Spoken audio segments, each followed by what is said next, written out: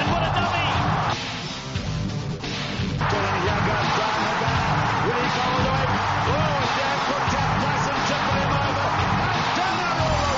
Welcome back to the Fantasy Rugby Draft podcast. My name's Bruce Wilkinson. Thanks for downloading and listening, and it's all over. We've had the final last week. You've got the spoils. You've either got the trophy or you're down the pub commiserating, leaning on the bar. So we thought we'd do a bit of a wrap-up pod, and we'll go through a few funny bits and pieces that happened during the season, a few stats, look at a few players that were on teams of winning teams and regular season winners, look back at some rankings, and then we'll see if we can tease out what the top league might be and what the best fantasy rugby draft manager of the season is. So to join me for that is the man primarily made of moss, Nathan Mossman. How are you, sir? I'm very well. Is this going to be like the final episode of Sopranos? Or are we just going to cut out somewhere in the middle of the podcast and just leave it at that? Just walk out? It could be. In fact, okay. we probably will split it in two and do a... what was the theme music that they walked out to? The Glee song? The Glee music? No, you're out on your own on this one. I'll tell you what, someone who might be able to help us is a man in London, Kuchartown. Welcome. Hey now, good to be back. I do recall the last episode of Sopranos. Was it Journey or something like that? Was it playing at the end? Yeah. Don't Stop Believing or whatever it is. Actually, sorry, I got my catchphrase and resident Glee fan. Yeah. A very, very resident Glee fan. I think my catchphrase doesn't actually get some. Sorry, it's obviously catching on to the degree that I can't even remember what my catchphrase is. That's really podcasting 101. Sort your catchphrase out. It's good to have you back, mate. It's good to have you back. Yeah, you've given the people what they wanted anyway, so. That's what they came to us answer the question. Right, there's a boatload to get to, so we're probably going to have to split this into two podcasts, but we'll see how far we get through it. So we'll delve right into it. So how did you get on, Mossman, in your leagues? I have no trophies to speak of. No trophies. Kucha? Oh, I think they're about seasonal. Yeah, I have no further comments. Things didn't go my way, we'll say charitably. I was in with a shout in the podcast league in the last few weeks. I was sort of busy, ducking and diving and wheeling and dealing, to sort of, like bloody Bud Fox to try and come up with a winning combination, but by doing so, sacrificed all depth and blew out. So it made for an exciting end to the season, though, if nothing else. I guess should have gone for the Marshawn Lynch answer. Just said, thanks for asking about my trophies. Thank you for asking about my trophies. I'm just here not to get fined. Yeah, so we should point out at this point that at this stage that Just Incredibles pretty much romped home. I think it was 128 to 90 in the end. It was always a lot of things. The worlds had to align for me to challenge such a powerful team, and having Kuchartown and Shipley. It was actually quite amusing. So I was on the Gold Coast of Australia, and I was in a wildlife park at around about quarter to 7 when a couple of people tweeted me and said, "You realise Shipley and Kuchartown are both out," who were both my starting outside backs playing against Justin. So while the wife was feeding the lorikeets with a pan of milk, I was bunning around trying to find some 3G network everywhere. It was quite a comical sight. It would have been quite good to have someone on my shoulder as a bit of a cautionary tale of what not to do leading up to finals week and nearing the game week lock. But fair play to Justin. He had a very, very impressive team. Nothing was like more either than when you're out with a lady on a date or a holiday as you were at this point, and you're running around trying to sort out your fantasy team. They just love that. They're not quite. She certainly didn't quite grasp the concept of the importance or the gravity of the situation, at least, as I was frenetically trying to rattle the cage of the bar or the concession stand and also the help desk, but they weren't very helpful.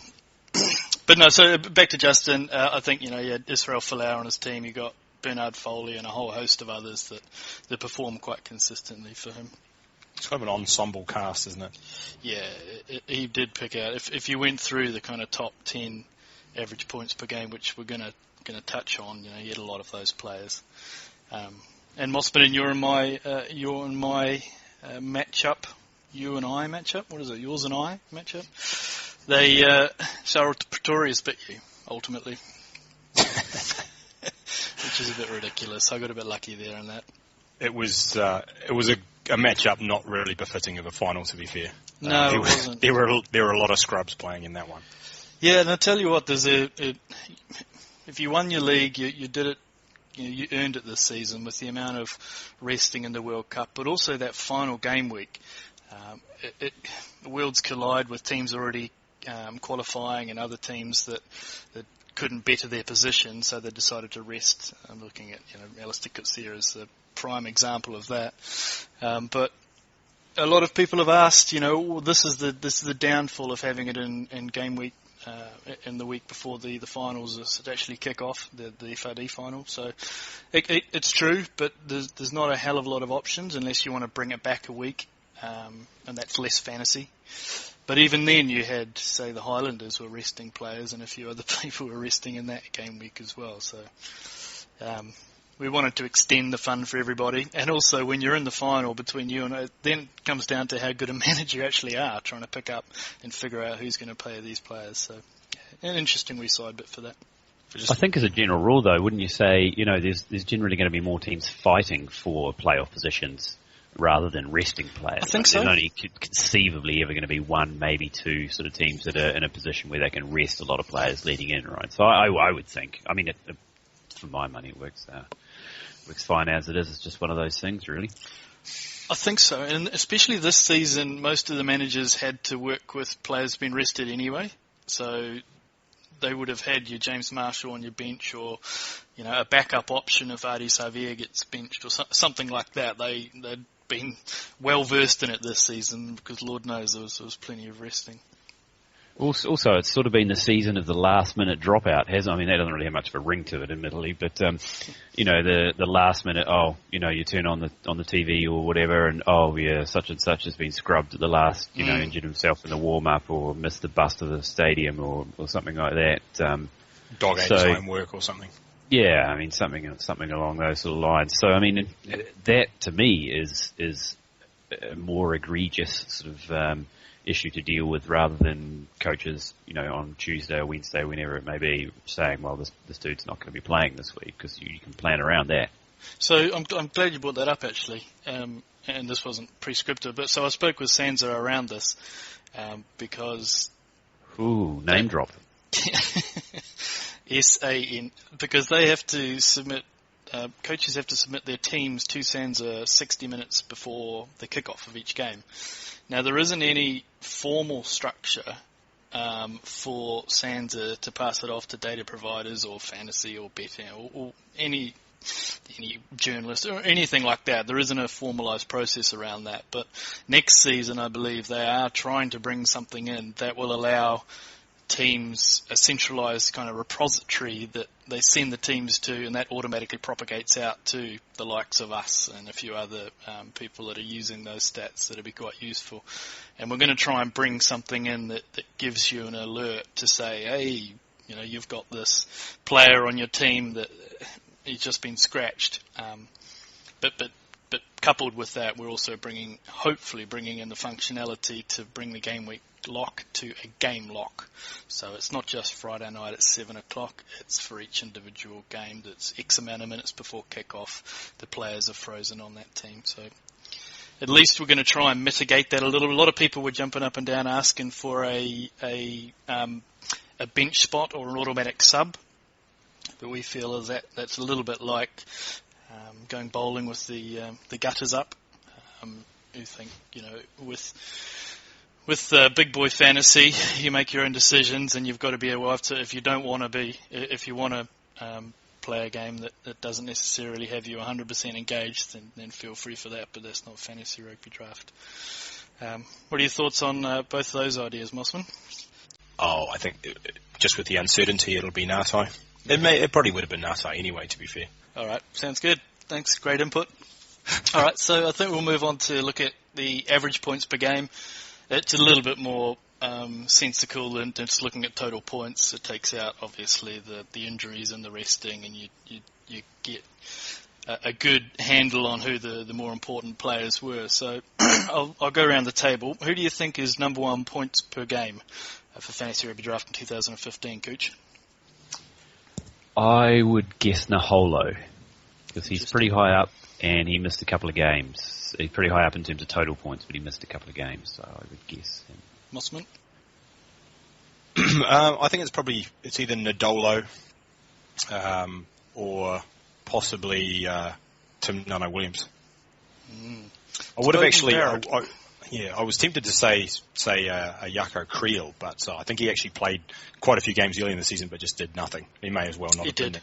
That's right. When he was on tour over here, he tackled the heart out, but never actually got the running mate as he did when they came home. But yeah, it's Beauden Barrett, and by about 3 points. So his average points per game was 26.7, and the number 2 was Israel Folau at 23. So, and Patrick Lambie was 23.4, so just 0.1 behind him. So Nadolo was after that, Cooch, and then Nanai Williams was 5th, Bernard Foley, Andre Pollard, and then Naholo. So I'm glad I was spot on that one then. Yeah, absolutely. Good insight. That's what you pay me for. Yeah, indeed. The Matthew Cooper of the Fantasy Rugby Draft podcast. I think this is symptomatic pretty much of your entire season, really. Yeah. Good insight all around. You know we just got you on here as a cautionary tale. Yeah. Don't listen to anything I say would be my best piece of advice. Although I think that one thing, that point does speak to, I think it was a point you made early on in the season, Mossman, which was a good one, and you said that sometimes a player's best ability is his availability. And, because you look at a couple of guys on that list who were high in average points per game but missed quite a few games, like Beauden Barrett was one such example. And it's all well and good scoring very heavily per game, but if you only play 3 games, it doesn't really help anyone. But, absolutely. I mean, Patrick Lambie would have killed a lot of owners because they would have been totally relying on him, and they would have held on to him all season because they would have had no information about when he was coming back. And I don't know if we'll come on to this later, but I mean, that of all of them was probably the worst because there was just no indication of when he was going to come back. So you would have held on to him, waiting for him to come in and save your season, and in the end he probably destroyed it.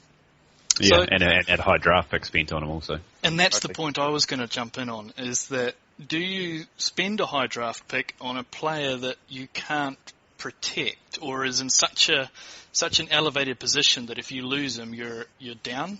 Whereas, you'll see, like for you instance, Mossman, you lost Cruden, and you rallied back and did quite well, but only because you worked bloody hard at it to get where you needed to do a lot of trades and picking up players. But your season went effectively as far as that went. And is it better in that first round to not have such a elevated player and actually go for an outside back? Because you could, if you lose one outside back, chances are you've probably got one not far behind, and your season's not completely over. What are your thoughts on that theory? I think it's more about getting a decent backup. Yeah, but that's the issue. So with Patrick Lambie, we didn't know whether it was Fred Zillinger or Lionel Cronje until too late. So you couldn't actually handcuff anyone. And I was going through, there's a lot of players there's only probably Andre Pollard with Jacques Louis Pudgita that you really knew what was going on. With Ehio West, you had Bowden and Hickey there. And, you probably could have said it was Bowden, and you probably wouldn't even want to back up Ehio West. It's a bad example. But the rest, there was all unknowns. And if you look at Beauden Barrett, James Marshall, he's listed differently. Was he going to play at 15 as well? It just, I don't know. To me, and we'll get a little bit onto this, I think, and Justin actually brought this up. He wanted a bit of a discussion on it to see if it was prudent or not because we always talk about how that first round draft pick you can blow out, but you generally can't really win it with it. What do you think? Yeah, I think with Lambie to some degree, I mean, he has a history of being injured and that sort of thing. So, I mean, I think Cruden was sort of a more, I mean, he's not particularly powerfully built, but he generally seems to keep himself reasonably fit. But Lambie is, he's one of those guys who's injury prone, whether, he's just been unlucky or he's just perhaps not built for it, built for all the knocks and that sort of thing. But Yeah, I mean, just looking at the overall scores last year, well, this immediate season just gone, I was a bit surprised to see there's only 3 fly halves in the top 10 point scorers. And, ordinarily, most of us, I think, the idea was we wanted to jump on one of them early and, get one of the top guys. But, maybe, as you say, maybe that isn't the better option. Maybe you just go with an outside back, of whom there are obviously significantly more. And once you get outside the real top tier, from week to week, anyone can do something, and they're more much of a muchness than a top fly half. That say you compare a Bernard Foley with someone some Dan Bowden or someone like that, who I had the pleasure of suffering through a few of his performances, which was really satisfying, particularly after I picked him up at the start of the season. So it was bitten by my own snake there to some degree, but. Maybe you do have to rethink it a little bit. Another thing I noticed just quickly, is sort of on the same subject, is there were only 4 goal kickers in the top 10 scorers as well. So, maybe the goal kicking isn't the be all and end all. No, we saw a bit of that this season with the midfielders as well. The resurgence of the midfielders. There was a lot of Karibi, Damien Delende, Tim Nanai-Williams, Lealiafano, I guess is an exception, him and Mike Harris kicked. But those guys and Adam Ashley Cooper actually were up there scoring not too far away. And actually on that, so a good example of, it's a little bit of a different strand than what we were talking about, but so Tim Nanai-Williams is ranked as the highest points per game midfielder, but would either of you draft him before Lealiafano or Damien Delende? Not Lealiafano, but possibly ahead of Delende. Yeah, you would. Yep. Well, I think it's close anyway, but I think it's just that consistency. I think the base, the floor for Lealiafano is obviously a lot higher. And where do you think Tim Nanai-Williams would go in drafts next season? Let's say with the teams as they are now, where would you draft Tim Nanai-Williams? Personally, probably second round. See, I'd let someone else do that. I'm not sure that I would want to take the risk of. I don't think. How many games did he play? I think it was half of them. Yeah, that would have been my point. He didn't play a lot of the time, and it was a bit funny with the Chiefs all around, really, wasn't it? I mean, were we ever sort of 100% sort of sorted on who their top team was? No. I mean, it just sort of seemed to be chopping and changing every week. So, I mean, I guess that would go against Tim Nanai-Williams in that respect. I think there's an element of just bad fortune, perhaps, for the fly halves this year. To lose Cruden, Lambie, Quade Cooper for those extended periods of time. I mean, I don't think I couldn't name a really high-profile outside back, with the exception of probably Piatel, that was out. You could argue for Willie LaRue, maybe. I was going to argue that, but he was rubbish anyway, right? So it didn't matter. Yeah, but exactly. I think that's the point, is that it's harder to predict. Outside of, I'd say, Falau and Nadolo, it's harder to predict which outside back's actually going to be good. I mean, I guess Sevilla as well. I mean, I was a little bit surprised that Ben Smith was as high as he was, but there wasn't anybody out there, I bet, that was saying Naholo, Scudder, and Patrick Osborne. No, certainly not as high as they were. No, James Lowe was another guy who started out great guns and then sort of had a few injuries. It was a bit of a mystery too. They just sort of seemed, the injury just sort of, he'll be out for a week or two, and then, not back this week, not back next week, should be back the week after, and had a setback sort of thing, and then all of a sudden he played 1 or was it 2 games at the end of the season, and that was sort of about it. But he was the leading point scorer for certainly some part of the season. Yeah, and I wonder how much of, and just a bit of a segue, I wonder how much of that injury effectively cost him an All Black chance. I think when he got injured, he must have been really, really close. Maybe his left-footedness goes against him when we need a right winger. I don't know. I did find it was Matt Cooper was on the call for the Chiefs game the other week, and he sort of said, we're talking about Ndolo potentially being All Black. What about, do you think maybe James Lowe might be in the frame too? He's been quite good. Like, it's the Coops. Yeah, I think maybe he might be. On the ball, good insight. That's what they pay you for.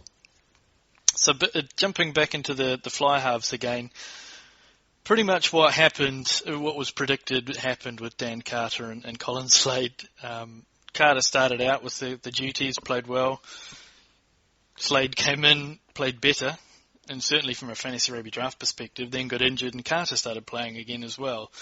And their situation was a good example of you had to pick one if you actually wanted to go one because you were never backing up the other with one. So I think Carter actually came out on top as 18.9 average and Slade was 16.6. But a lot of Slades were off the bench early on as well as 15. Carter did have that, didn't he have a 50-point week or something, which sort of can skew that a little bit. But, True. Elton Yancey's, I noticed he was quite high. Marnitz Boshoff might have been the biggest sort of blowout of an early draft pick of all, I think. Particularly with if you cast aside Lambie's injury and say when he was playing he did very well, but Boshoff was, I think reasonably highly touted, and he just did nothing. So Yancey's came in at 10th at 14.9. So the top 10 fly halves for average points was Barrett, Lambie, Foley, Pollard, Carter, Sapawanga, Cooper, Cruden, Slade, and Yancey's. And just outside of that is Joe Peterson. So, yeah, you're right. I think Yancey's... I was a bit surprised he was down that low, but then I remembered how much the Ackers had benched him a couple of times and bought him off the second half. And were resting him up so that they could just miss out on the playoffs. Well, it was a strategy that worked. Credit where it's due. Target achieved. Okay, so who do you think is your most disappointing for you, Kucha? Who was your most disappointing, or do you think the worst draft pick? For the worst draft pick, I would probably have to go to myself and say Seta Taminavulu didn't pan out quite as well as I'd hoped. A solid 19-point haul. Not average for the season. That was that total, was it? It was total, yeah. Right, I'll dig out his average. So, yeah, it wasn't fantastic. It wasn't what I was looking for, and I think I spent a third-round draft pick on him. I knew I was taking something of a flyer because, he hadn't played Super Rugby before, and but I just assumed he would slot into the outside centre role, outside Sonny Bill, and go great guns. I am going to concede I may have been wrong on that point. So he came in at 3.9 points per game average, just below Ryan Kankowski and above Tabuya Mahoji, who was injured for 3/4 of the season. But I guess average doesn't really matter. But yeah, not great. Although I did see that he's not packing groceries, and he actually came on last night against. I did see that. It was almost rubbing salt in my wound. I thought he was going to score 3 tries. I'd rather he was just sitting there in street clothes, but hey-ho. Yeah, absolutely. Mossman, how about you? What's your worst? I think the two that you've already mentioned, Tamanavalu and Boshoff, just based purely on where they were drafted. I mean, there are a lot of players that disappointed, but to have people that were that high, I mean, Boshoff was sort of being touted as almost first round, and nobody that was in that first round, I think, bombed as badly as he did. No, absolutely. And I think I want to throw another player. We talked about him before, Willie LaRue. I thought he would have a decent season, even though that I think the Cheetahs were fairly predicted to lose. I thought he's just one of those players that almost seemed a little bit team kind of protected. He was never going to actually have a really bad floor. He skips a lot of players and a lot of run backs, and he joins the line quite a lot, and they play left and right there quite frequently, playing fly half as well. But yeah, that didn't work as well. He was terrible, and then he got injured just to kind of rub salt into the wound.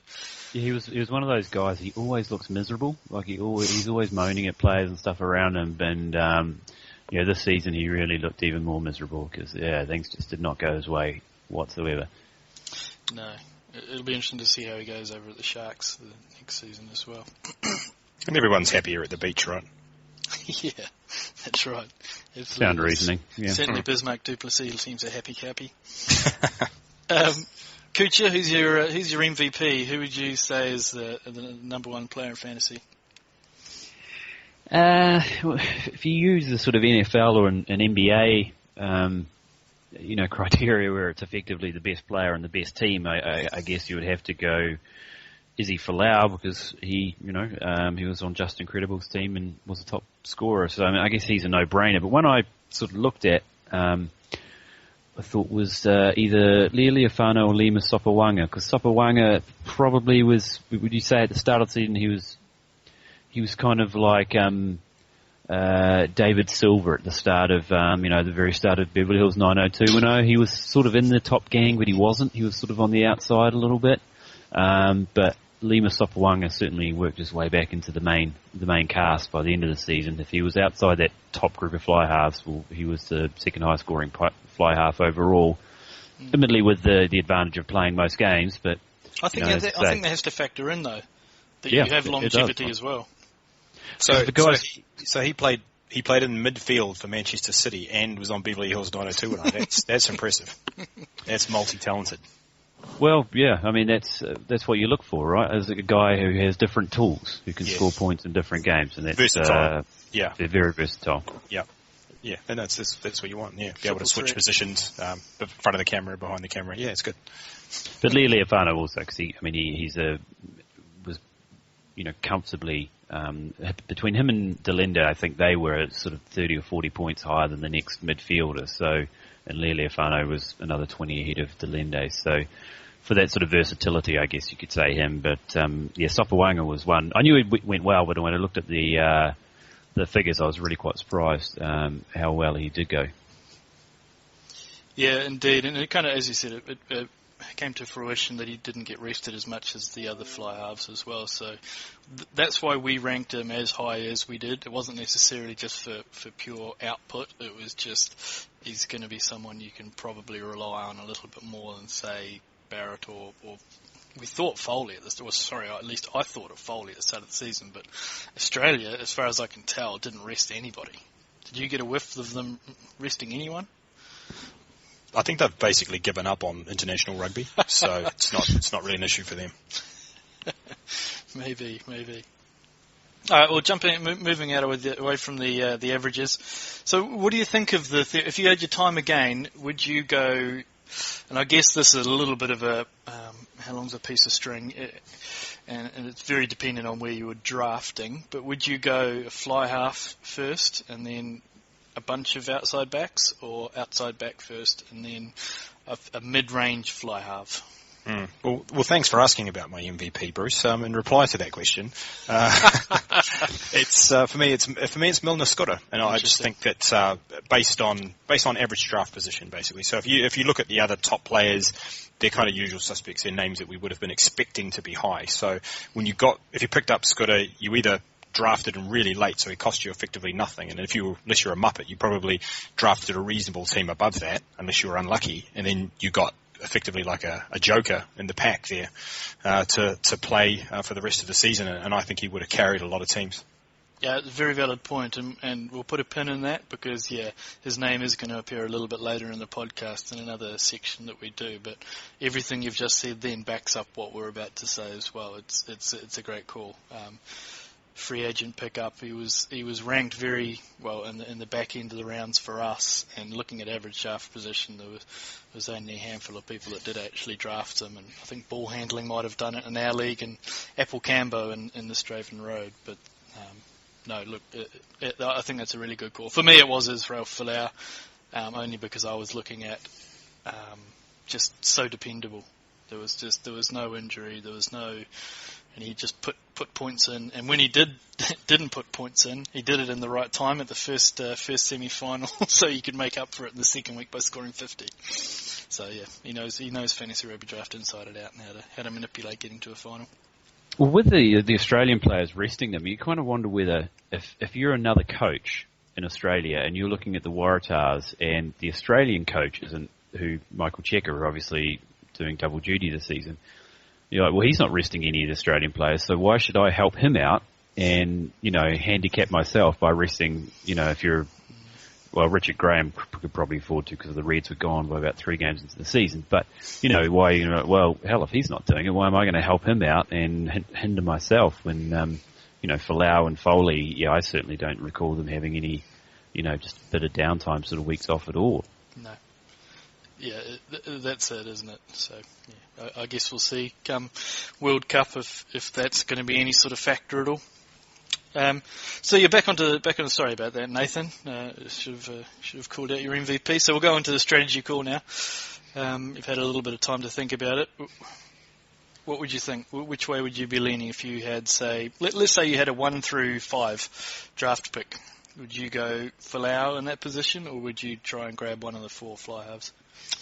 Yeah, I'm inclined to say the fly half, but Folau is just, he's done it, 2 years in a row now. So it's sort of, I guess I feel kind of strange about doing it with an outside back, because I'm still, I'm concerned about how fluky maybe the points may be. But the interesting thing about Folau is that he's actually done it without scoring a lot of tries.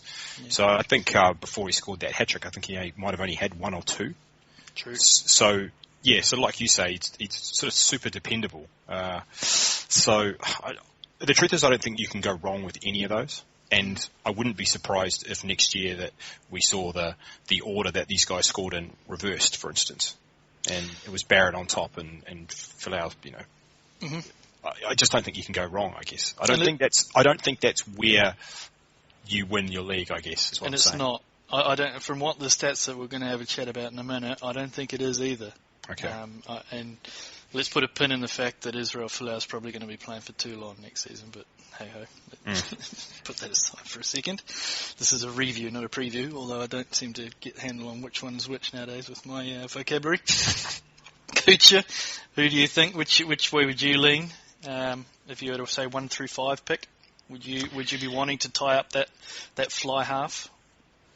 Yeah, I think so. Although one thing that also strikes me is the fly halves. We seem to, one of the reasons we touched on with Lima Sapawanga, was available week after week. A lot of the other number 10s, Foley aside, I guess, seemed to get injured a little bit more, and maybe that's just one of those things. But if Beauden Barrett had played all season, even taking into account, he had to be rested a couple of weeks, but I think he missed 4 weeks with injury. So if you include those 4 weeks, he'd be right up the top there as well. I agree with Mossman in the sense that there's sort of 4 or 5 guys you can't go too far wrong with. So Folau, Foley, Ndolo.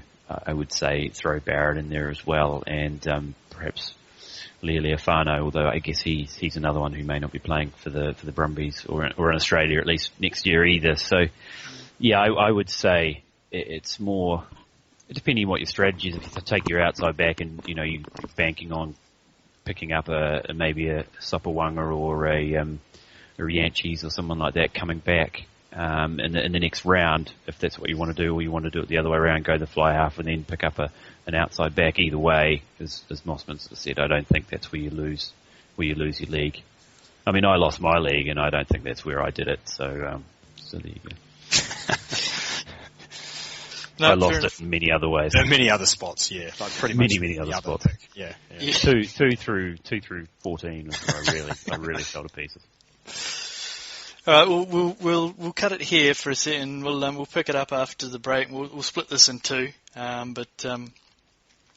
Yeah. So that's us for now. We'll put another podcast out tomorrow. So thanks for downloading and listening again. My name's Bruce Wilkinson. He's Nathan Mossman. Till next time. Matthew Kuchar. Peace out.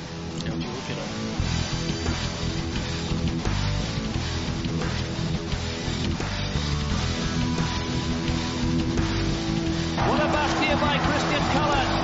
Plenty of support and